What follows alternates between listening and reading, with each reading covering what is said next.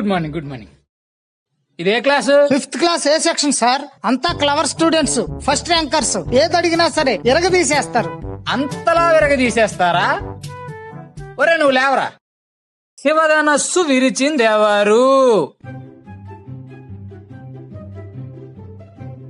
చెప్పరా, శివధనస్సు విరిచిందెవరు? Sir I don't know sir. Sir నాకు తెలియదు సార్. నేను ఎరవలేదు సార్. అమ్మమ్మ చుట్టూ సార్ నేను ఎరవలేదు సార్. నువ్వు విరవలేదా? వాడు అలాంటి వాడు కాదు సార్. చాలా మంచోడు, innocent boy. Head master sir glad to meet you. శివధనస్సు సార్ శివధనస్సు ఎవరు విరిచారో వాడికి తెలియదట. కనీసం మాస్టర్ కైనా తెలియాలి కదా. శివధనస్సు వీళ్ళు విరిచారా? Sir I don't know sir. నేను ఎరవలేదు సార్. ఒట్టు సార్ నేను ఎరవలేదు సార్. ఈ క్లాస్ వాళ్ళు అలాంటి ఏదో పని చేయరు sir. First rank students 6th class వాళ్ళు అయి ఉంటారు. స్కూల్ మూసేయండి. సార్ కూర్చోండి ప్లీజ్, కూర్చోండి. ఈ డ్రింక్ తాగుతూ కూల్ అవ్వండి. సార్ కిందకి కోపం తెప్పిస్తారు.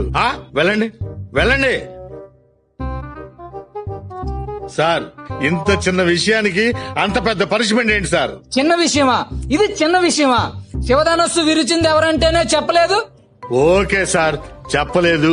అయితే శివధనుసు విరిచేయడం స్కూల్ మూయాల్సినంత నేరమా? అవసరమైతే శివధనుసు ఖరీదెంతో చెప్పండి, కట్టేస్తాను.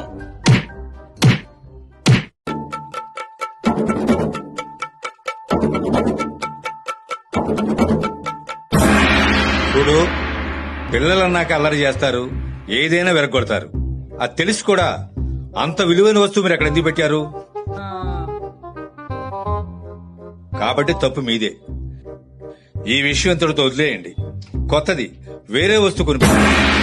ఇప్పుడే నాకు ఈ విషయం తెలిసింది. ఇప్పుడు దీని గురించి నేనేం మాట్లాడను. ఎందుకంటే దీని వెనకాల ప్రతిపక్షాలు కుట్రుందనిపిస్తోంది.